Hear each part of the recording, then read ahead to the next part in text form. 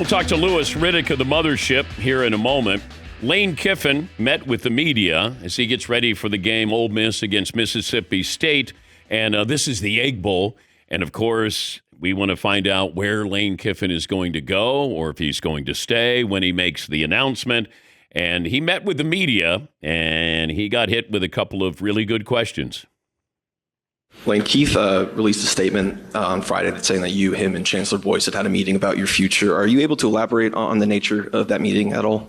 Yeah, like I said at the beginning, very fair question, but we're not answering anything that doesn't have to do with the game and the team and the season. But fair question. You mentioned on Pat McAfee how you don't make decisions based on money. When you do make your decisions, what are the considerations for you then, especially when it comes to football decisions, right? Like, what are you thinking about? Yeah, very fair question, but I'm not going into it because, like I said at the beginning, I'm going to keep this to this team. And he says expects a decision on Saturday. Is that a decision that's been made, or is that still in consideration? Like, people are just curious about that. Yeah, so, I mean, you can just keep going. I'm not going to answer them, so that's 3 of them. You got another one? All right. It's their job, Lane. You put yourself in this position. The coach is not supposed to be the distraction. You are the distraction. These questions aren't out of nowhere when you send cryptic messages and pictures and, you know, your family's here, your family's there, and flight is going to be here. They're going there. I would say that was probably a draw between media and head coach. Let's bring in Riddick from the Mothership. He'll be on the call for Miami at Pittsburgh Saturday, noon Eastern on ABC. What'd you make of that back and forth there? Yeah, that's Lane, man. That's Lane just trying to deflect the questions and not answer them until he, drops his decision on the rest of us as far as we know what exactly it is that he's planning on doing. Look, I mean, you know what? Look, I've talked to Lane Dan many times. We cover a bunch of their games. I really like the guy. I've developed a friendship with him. He's been really good to me. As far as, the information that we need to do our jobs. But look, Lane right now is trying to make the best decision for his football career. And the college football, schedule, as far as when coaches can be talked to, when coaches can be hired, when you kind of compare it to the NFL, it's just screwed up.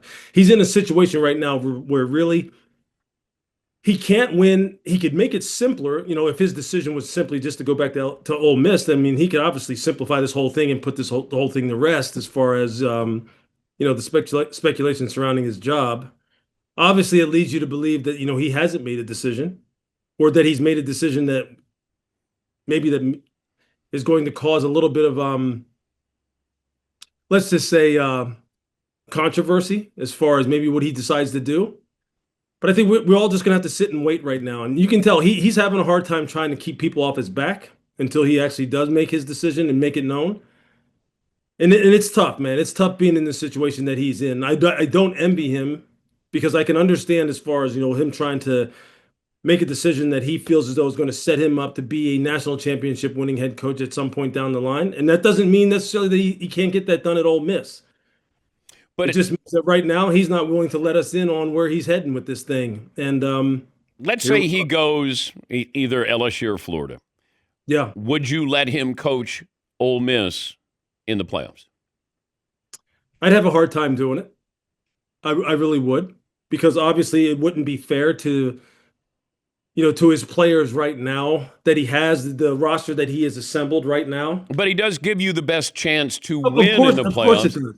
Of course it does. And look, I think what it is, it's kind of like an ethics discussion, I guess you would say here. Like, does he have the right to coach a team up until the very end, up until they get knocked out of it, given the fact that he has, in essence, kind of decided, hey, look, this isn't the team ultimately that I want to coach, and that down the line, I'm looking to move on and go to a different place. I think that, I mean, look, if you're the sitting athletic director or the sitting president of Ole Miss, and let's just say he did decide to go to a different place, yeah, I would have a hard time. I would have a hard time letting him continue to coach the team, although he gives the team the best chance to win a national title with him leading the charge. Of course, yeah, it's a tough situation for everyone involved here, man.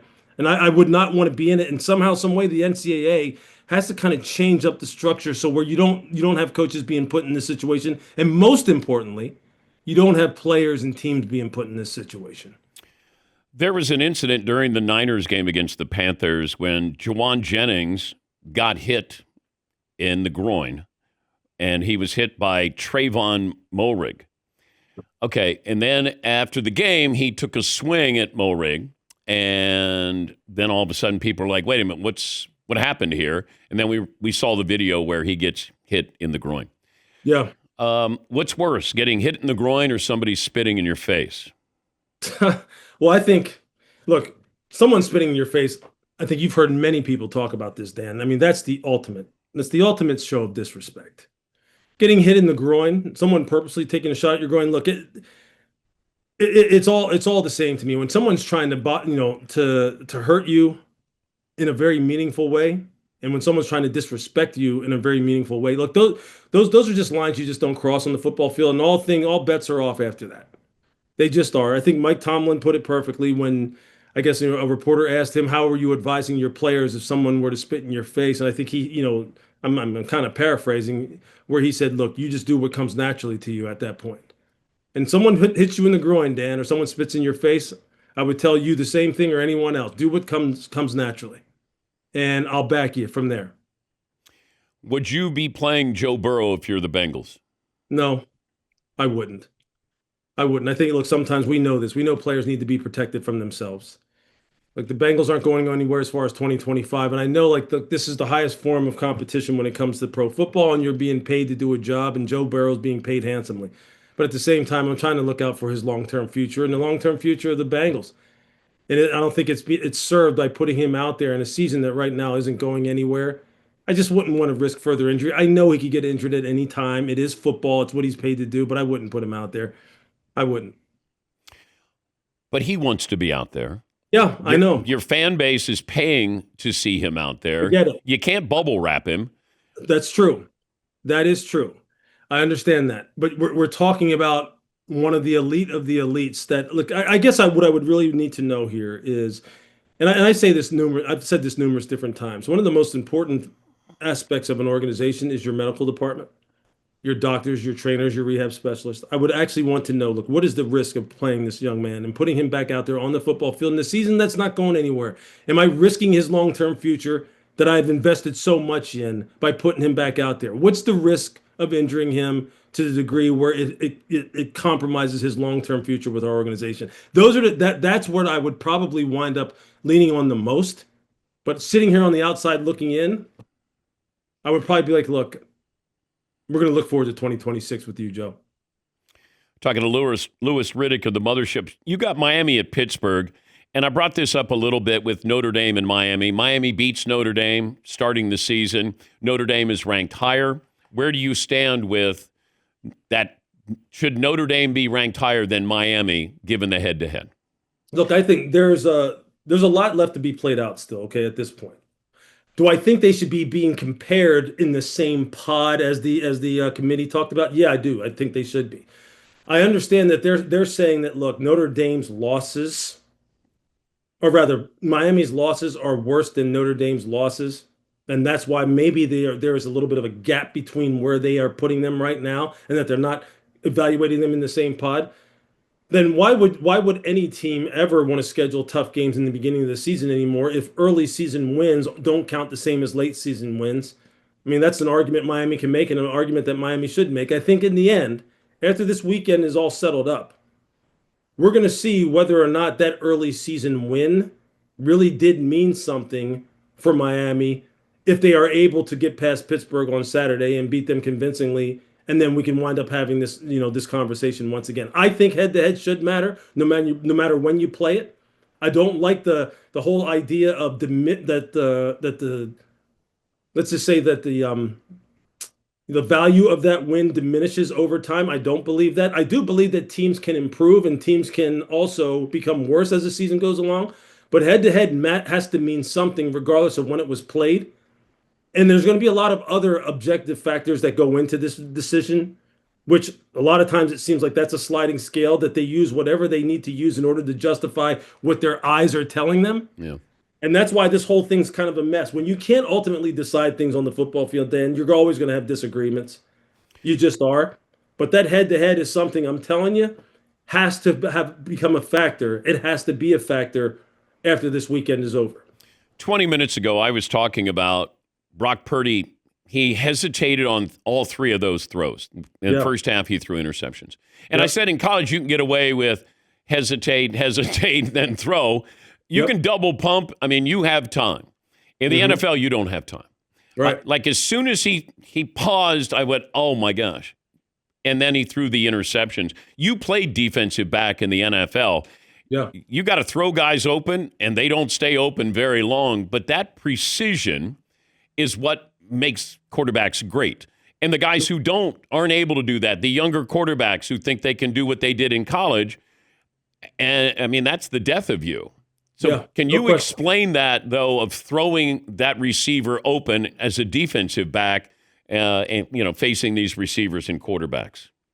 Yeah, look, the great guys who patrol the middle of the field in particular, the safeties, even linebackers, look, that's where you see the interceptions. That's where you see the lack of anticipation on the part of quarterbacks really come home to bite them. It's when they're trying to throw those big 15, 18-yard in cuts that are coming in right inside the hash, right behind a second-level defender or right in front of a safety who's coming downhill.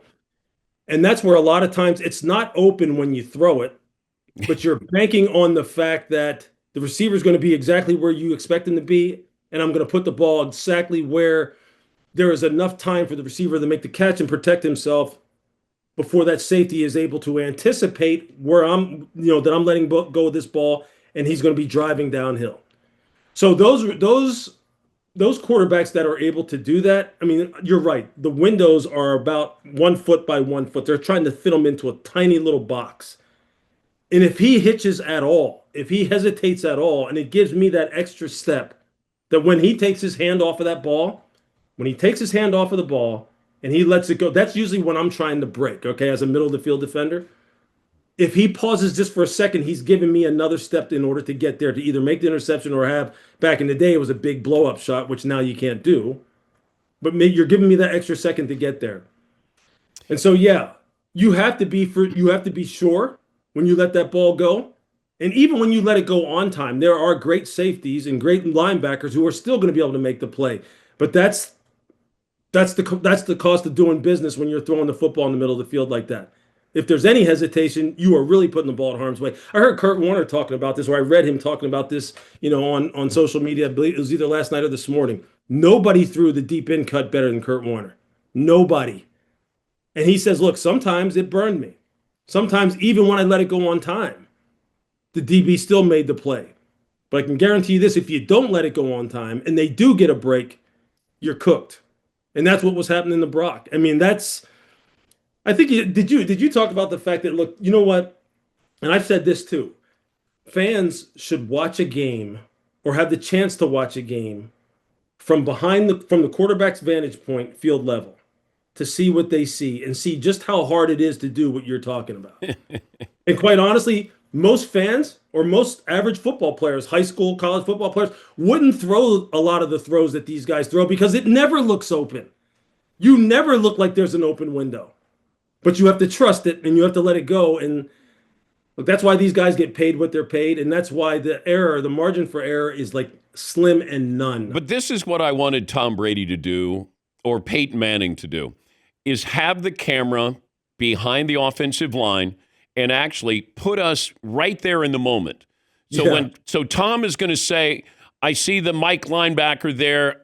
This guy's coming. This guy's going to act like he's coming. We got safeties here.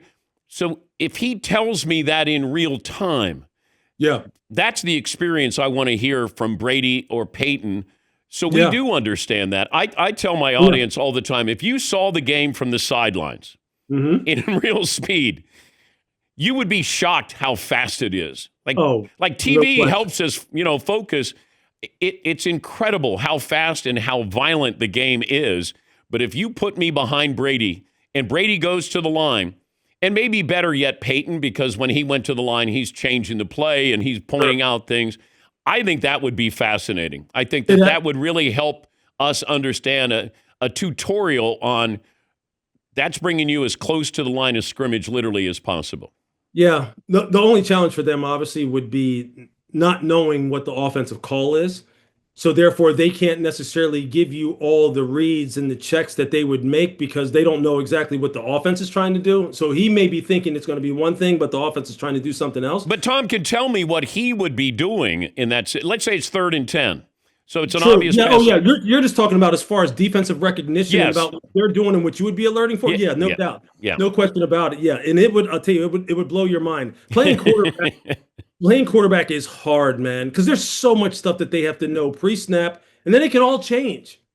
Then it all changes post-snap.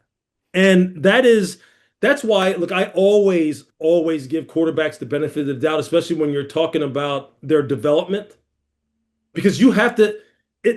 Football is a participation development sport. You cannot develop without participating, and you got to give guys time, especially a quarterback.